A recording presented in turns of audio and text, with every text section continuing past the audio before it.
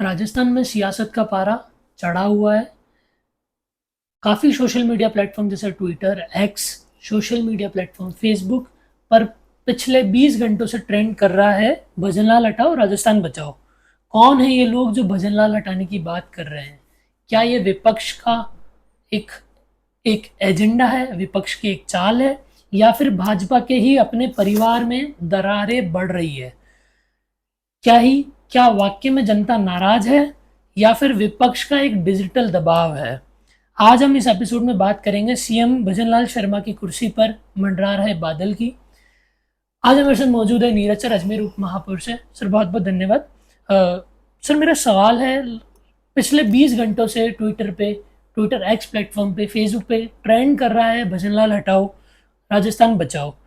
ये क्या चीज़ है? ज़मीन पर इसकी कितनी सच्चाई है? धरातल पे क्या सच्चाई है? या फिर ये किसी पार्टी विशेष का एक एजेंडा या प्रोपोगेंडा है? देखिए, सोशल मीडिया पे ट्रेंड होने वाली किसी भी हैशटैग से किसी प्रदेश का या देश की सियासत का पारा तय नहीं किया जा सकता।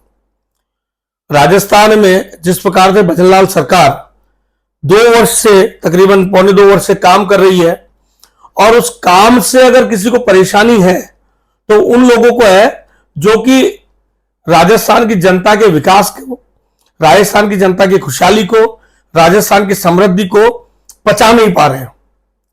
निश्चित रूप से किसी व्यक्ति विशेष पर की कुछ टीम द्वारा इस प्रकार से ट्रेंड इसलिए चलाया जा रहा है कि उनके जो नेता है उन पर कहीं कानूनी और जो प्रशासनिक शिकंजा वो कसा है, उनके द्वारा जिस प्रकार से आम जन को दी जाने वाली सुविधाओं का दुरुपयोग करके उसका फायदा लेने का प्रयास किया गया है, उन पर अगर रोक लगाने का काम अगर सरकार कर रही है तो इसके अंदर इतना उत्तेजित होने की या इतना पीड़ित अपने आप को पक्षकार साबित करने के लिए वो इस प्रकार का जो कृत्य कर रहे हैं वो निश्चित रूप से राजस्थान के हित में नहीं है। भजनलाल सरकार लगातार आम जन के हितों में, वो युवाओं के, किसानों के, मजदूरों के और महिलाओं के हित में काम कर रही है, और उसका परिणाम है कि ये उनकी जो बौखलाहट है वो सोशल मीडिया पे वो निकाल रहे हैं, क्योंकि जनता उनके द्वारा किए जा रहे आंदोलनों पे, उनके द्वारा जिस प्रकार के सवाल उठाए जा रहे हैं उससे बिल्कुल भी सहमत नहीं है। सर ये हुई हनुमान बेनीवाल जी की पार्टी की बात, आरपीएल की। मैं किसी पार्टी की बात नहीं करता। जो भी है, जो भी इस सरकार के कामकाज से जनता का जिस प्रकार से जुड़ाव हुआ है, जनता जिस प्रकार से लगातार भजनलाल सरकार के प्रति अपना समर्थन और विश्वास व्यक्त कर रही है, उससे जो पीड़ित पक्षकार है वो विपक्ष में कोई भी हो सकता है, जिनको लगता है कि भजनलाल जी के काम के कारण से कहीं हमारी जो सियासी जमीन है वो दरक रही है, खिसक रही है, और आम जन को हम हमारे साथ जोड़ नहीं पा रहे हैं, तो उसकी बौखलाहट वो इस प्रकार से निकाल रहे हैं। सर पूर्व सीएम अशोक गहलोत ने थोड़े दिन पहले ही बताया था कि भजनलाल सरकार में भजनलाल जी को हटाने की बात जो है वो भाजपा के अंदर चल रही है। इसमें कितनी सच्चाई है सर? देखिए, माननीय अशोक गहलोत जी के बारे में मैं ज्यादा टिप्पणी नहीं करूंगा।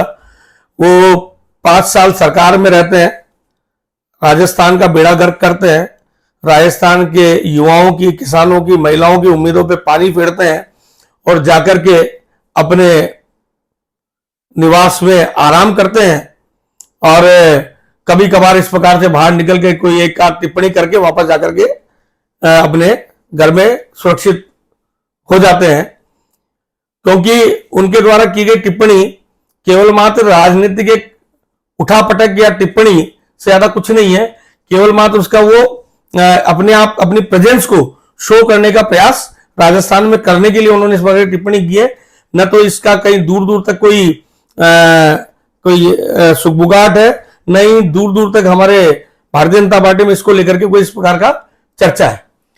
सर काफी लोग कह रहे हैं कि ये जो ट्रेंड चल रहा है, ये एक आईटी सेल की गैंग जो है ये वो बन गई है, और धरातल पे इसका कोई भी नहीं। बिल्कुल, मैं तो कह ही रहा हूं ना कि ये बौखलाहट उन लोगों की जिनको अपनी सियासी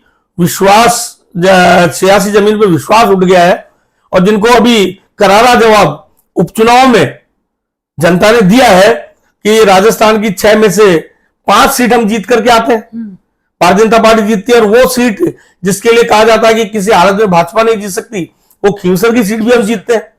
और जिस जगह हम चुनाव हारे वहां पर भी मार्जिन बहुत कम रहा। तो निश्चित रूप से जनता का विश्वास भजनलाल सरकार ने जीता ही है और उनका समर्थन प्राप्त उपचुनाव में किया ही है। और लगातार जिस प्रकार की योजनाएं भजनलाल जी जनता के हित में लेकर के आ रहे हैं, वो निश्चित रूप से आमजन का और राजस्थान का समृद्धि और विकास को बढ़ाने का काम कर रहे हैं। सर, हनुमान बेनीवाल के घर का बिल, ऑफिस का बिल, बिजली का कनेक्शन का बिल जो 11 लाख से अधिक आया है, उसके बाद से ये पूरा मुद्दा एक, देखिए इस पर मैं ज्यादा कोई टिप्पणी नहीं करना चाहूंगा। विभाग अपना काम कर रहा है, सबके लिए समान है। वो नेता हो, कार्यकर्ता हो, आमजन हो, व्यापारी हो, मजदूर हो, सरकारी कोई नौकरी पेशा व्यक्ति हो, जिसके घर का बिल आएगा उसको चुकाना ही होगा। और अगर वो चुकाने में सक्षम नहीं है तो विभाग अपनी कार्रवाई करेगा। तो विभाग ने अपनी कार्रवाई की है। अब उस कार्रवाई का उनको लगता है कि ये सियासी कोई इसमें दांवपेच है, तो उनको लगता है, जबकि विभाग ने अपना निश्चित रूप से जो काम किया है, किसी आमजन के घर का बिल अगर 11 लाख रुपए आ जाए तो क्या ये चर्चा का विषय बनता? क्या किसी गरीब आदमी का या किसी सामान्य व्यक्ति का अगर 11 लाख का बिल आ जाता, लगातार बिल पेंडिंग होता, बिल नहीं आ जाता, बिल आ जाता तो फिर चर्चा होती कि इतना बिल कैसे आ गया। लेकिन लंबे समय से बिल नहीं चुकाने के कारण से ये पेंडेंसी हुई है। तो जो भी नियमानुसार कार्रवाई विभाग ने की है, तो इसके अंदर मुझे कोई राजनीतिक और दांवपेच या सियासी कोई गर्माहट का कोई विषय नजर नहीं आता। सो क्या ये जो ट्रेंड है, ये वसुंधरा राजे को दिल्ली जाने से रोकने का एक ट्रेंड है क्या? नहीं नहीं नहीं नहीं नहीं नहीं नहीं नहीं, ये देखिए वसुंधरा जी हमारी सर्वमान्य नेता है, हमारी राजस्थान की 2 बार मुख्यमंत्री रही हैं और भारतीय जनता पार्टी की राष्ट्रीय उपाध्यक्ष के नाते वो काम कर रही हैं। और ये एक लोकतांत्रिक प्रक्रिया से चलने वाली पार्टी है, संगठन है, जहां पर हर कार्यकर्ता के लिए काम तय है, चाहे वो राष्ट्रीय स्तर का नेता हो, चाहे स्थानीय बूथ स्तर का कार्यकर्ता हो, सबके लिए काम तय है।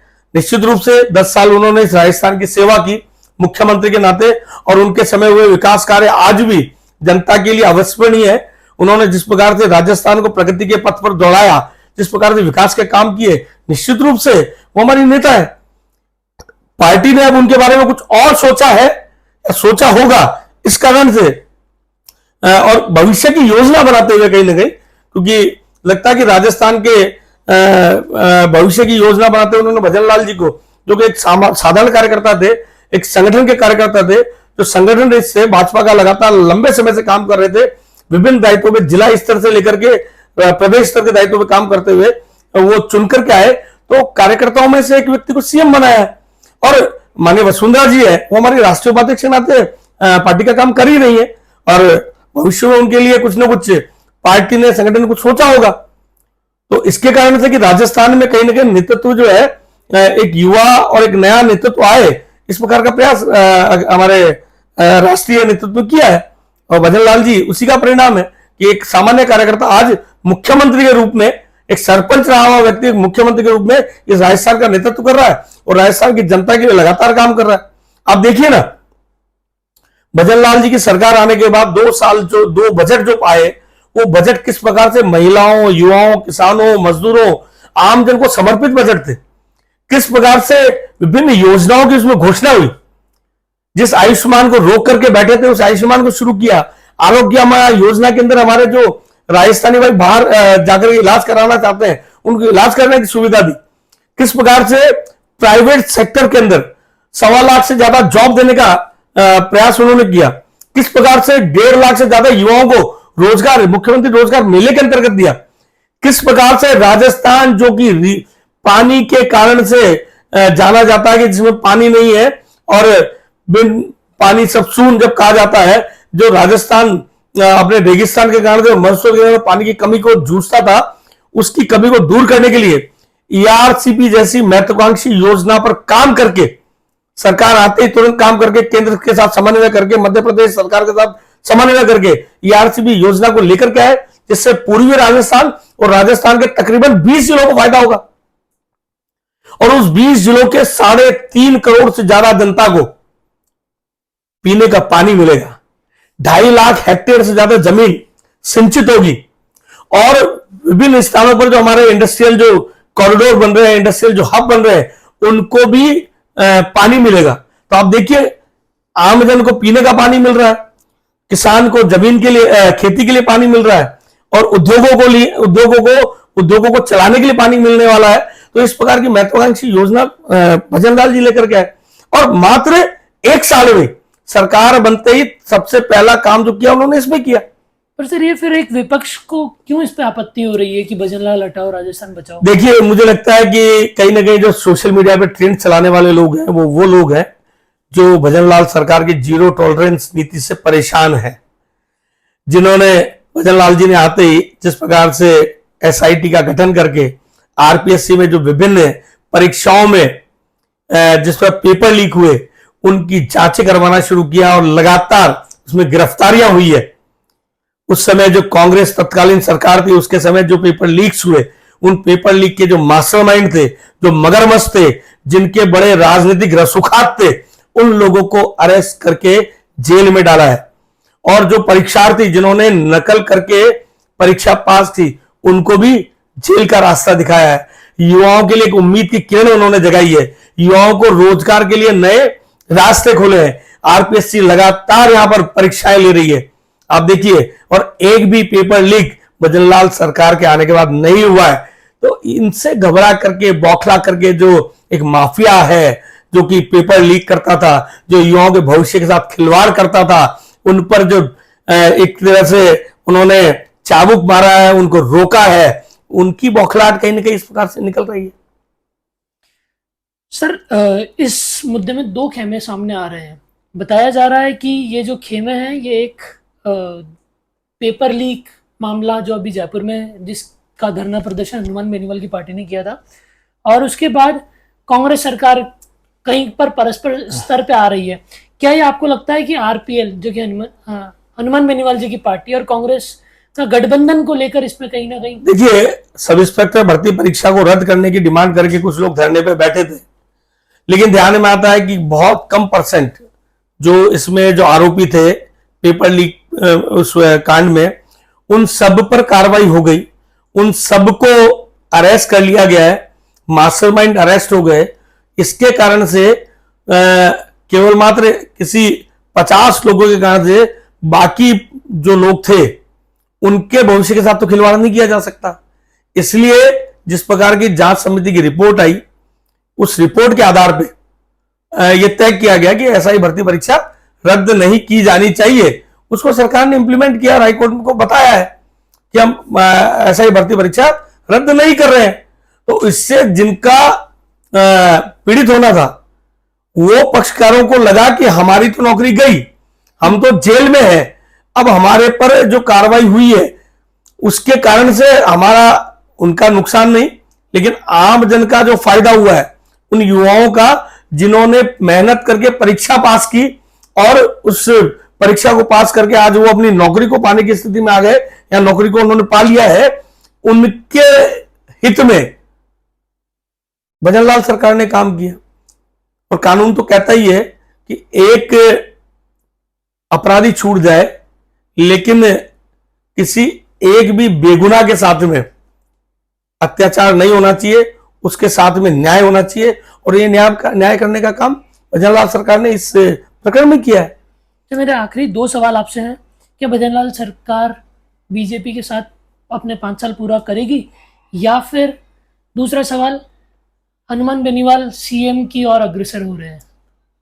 आपको इसमें कोई शंका है कि भजनलाल सरकार 5 साल पूरे नहीं करने वाली है? सर, ये आम जनता का सवाल है। बहुमत हमारे साथ है और आज राजस्थान की जनता ने पूरे बहुमत के साथ भाजपा की सरकार को बनाया है और भाजपा के विधायकों ने भजनलाल जी को अपना मुख्यमंत्री चुना है और राष्ट्रीय नेतृत्व ने उस पर मोहर लगाई है।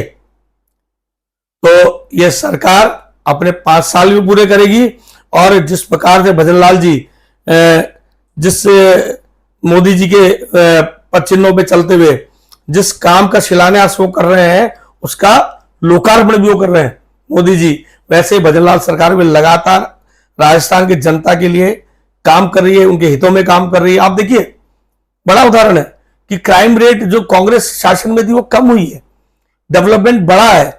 और राइजिंग राजस्थान के का जो समिट राजस्थान में हुआ, 35 लाख करोड़ के एमओयू इस राजस्थान की विकास के लिए इंडस्ट्रीज लेकर के आ रहे हैं, वो किनके द्वारा हुआ? भजनलाल सरकार के द्वारा, भजनलाल जी के द्वारा।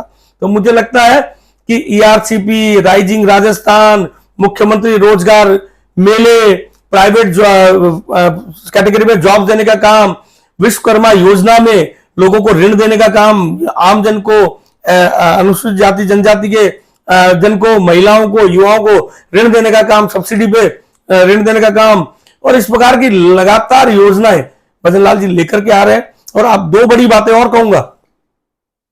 गत वर्ष उन्होंने टारगेट लिया वृक्षारोपण का। राजस्थान में 7 करोड़ से ज्यादा वृक्ष लगा करके इस राजस्थान के रेगिस्तान को रोकने का काम, एक पेड़ मां के नाम का संदेश दिया माननीय देश के प्रधानमंत्री नरेंद्र मोदी जी ने, और मुख्यमंत्री जी ने उसको अनुसरण करते हुए राजस्थान में 7 करोड़ वृक्षारोपण का टारगेट लिया, उसको अचीव किया। और राजस्थान के हमारे जो नदी नाले, कुएं, पोखर, बावड़ियां, उनकी शुद्धि के लिए, उनके स्वच्छता के लिए अभियान वंदे गंगा जल संरक्षण जन अभियान चला करके राजस्थान भर में जिस प्रकार का संदेश दिया, और जगह जगह कुएं, बावड़ियां, पोखर साफ करवा करके उसको पानी को उपयोग में लेने के लिए योजना बनाई। ये आप देखिए कि सामाजिक सरोकार के किस प्रकार के काम भजनलाल सरकार कर रही है। वृक्षारोपण भी करती है और जल संचयन का काम भी भजनलाल सरकार कर रही है। और अभी हाल ही में ये पखवाड़ा भी चल ही रहा है, दीनदयाल अंत्योदय पखवाड़ा के अंतर्गत ग्रामीण क्षेत्र में रास्तों के जो मामले लंबे समय से पेंडिंग चल रहे थे, आपस में कानूनी दांवपेच में वो उलझे हुए थे, उनको दूर करने का काम सरकार ने किया। ग्रामीण क्षेत्र में पट्टे देने का काम कर रही है।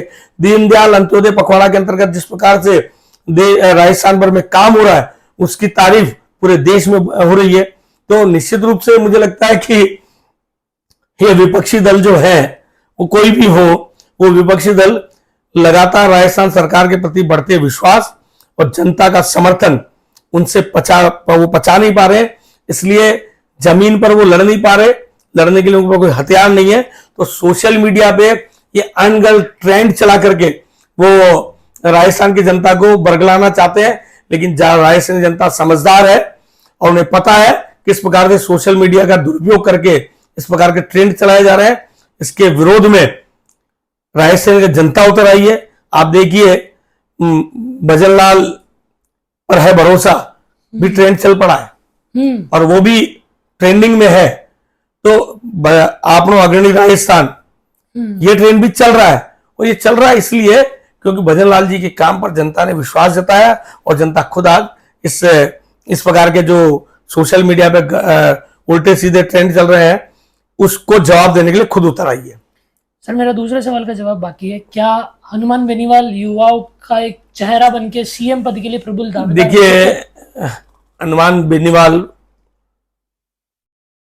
सांसद है नागौर के, और वो अपने प्रयास अपनी जगह कर रहे हैं।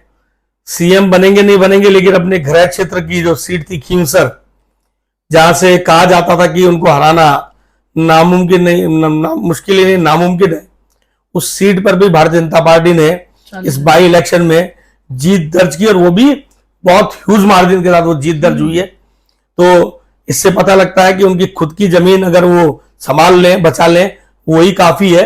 बाकी सांसद होने के नाते, एक नेता होने के नाते, और जिस प्रकार की वो राजनीति करते हैं, उस राजनीति को मुझे लगता नहीं कि राजस्थान की जनता ने पसंद किया होगा। अगर पसंद किया होता तो वो खींवसर की सीट भी उनके साथ होती, और राजस्थान की जनता ने इस बाई इलेक्शन में उनको आईना दिखा दिया है। तो इससे ज्यादा मुझे कुछ नहीं कहना है, क्योंकि राजनीति में कभी हनुमान बेनीवाल जी इसी भारतीय जनता पार्टी में थे, और कभी इसी के समर्थन से वो लोकसभा के सांसद चुने गए। आज वो कांग्रेस के साथ अपनी अगर गठबंधन करते हैं तो वो अपने स्तर पे करें, लेकिन जनता समझ चुकी है, जनता जान चुकी है क्या सच है क्या झूठ है, क्या उन राजस्थान के लिए और राजस्थान की जनता के लिए अच्छा है और क्या करने से बुरा होगा, उन्होंने इस बाई इलेक्शन में इसको प्रमाणित भी किया है। सर मेरे मन में एक पर्सनल सवाल आ रहा है, ये पूरे ट्रेंड का नंबर देखते हुए पिछले 20 घंटों से अगर अपन इन ट्विटर ट्रेंड के ट्वीट्स का नंबर देखें, ट्विटर एक्स के जो ट्विटर का नंबर है वो 5 लाख से ज़्यादा है। अभी इलेक्शंस में हनुमान बेनीवाल की पार्टी ने इतना समर्थन में वोट ही नहीं पाए, उससे ज़्यादा ये नंबर है। आपका इस पर क्या कहना है? देखिए, मैं इस पर कोई टिप्पणी नहीं करना चाहूंगा। मुझे इतना ही कहना है कि सोशल मीडिया के ट्रेंड किस प्रकार चलाए जाते हैं ये जग जाहिर है, और अब तो सोशल मीडिया को लेकर के आमजन भी बिल्कुल जान चुका है किस प्रकार से ट्रेंडिंग की जाती है, किस प्रकार से पेड प्रमोशंस करवाए जाते हैं, किस प्रकार से पेड ट्वीट्स एक्स हैंडल पे कराए जाते हैं, इंस्टा पे कराए जाते हैं। तो कमर्शलाइजेशन जब सोशल मीडिया का हो गया है तो पैसा फेंको तमाशा देखो, तो मुझे लग रहा है कि सिर्फ तमाशा देखने के लिए ही कुछ काम इस पे किया जा रहा होगा। धरातल पे इसमें कोई कतई सच्चाई नहीं है, कोई आम जन का समर्थन इस प्रकार के आंदोलन को नहीं है। और ध्यान में आता है कि जिस प्रकार के आंदोलन करने का प्रयास किया, कुछ धरने प्रदर्शन भी जयपुर में हुए लेकिन वो फ्लॉप शो साबित हुए।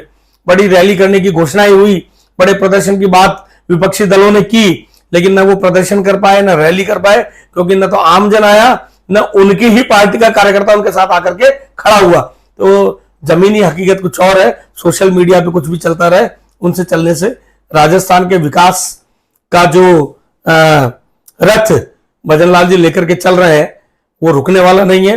राजस्थान की जनता की समृद्धि की, सुख शांति की जिस प्रकार वो चिंता कर रहे हैं, निश्चित रूप से ये अपने आप में एक ऐतिहासिक सरकार ये कार्यकाल रहने वाला है। अगले 5 साल बाद भी हम इससे ज्यादा अच्छी सरकार भारतीय जनता पार्टी की हम देखने वाले हैं। ऐसी मेरी शुभेच्छा आदरणीय भजनलाल जी को, भारतीय जनता पार्टी के विभिन्न मंत्रियों को और सभी लोगों को है, क्योंकि ध्यान में आता है कि छोटे छोटे मुद्दे पर भी भजनलाल जी खुद सेंसिटिविटी के साथ में चिंता करते हैं। अजमेर में राजस्थान सरकार जो कांग्रेस की थी, उनके कार्यकाल में जो स्मार्ट सिटी में जो घोटाले अनियमितताएं हुई, जिस प्रकार का घटिया सामग्री निर्माण से यहाँ पर एलिवेटेड ब्रिज बना, आप देखिए कि केवल मात्र एक खड्डा होते ही तुरंत यूडीएच मिनिस्टर यहाँ पर आते हैं और आकर के इस पूरे प्रकरण की जांच करते हैं और इसके लिए जो दोषी उन पर कार्रवाई करने के लिए निर्देश देकर के जाते हैं। तो आप देखिए किस प्रकार से आम जन से जुड़े हुए मामलों से किस प्रकार से मंत्री और मुख्यमंत्री से जुड़े हुए। बहुत बहुत धन्यवाद सर अपना कीमती समय देने के लिए इस टॉपिक। Thank you Nikhil.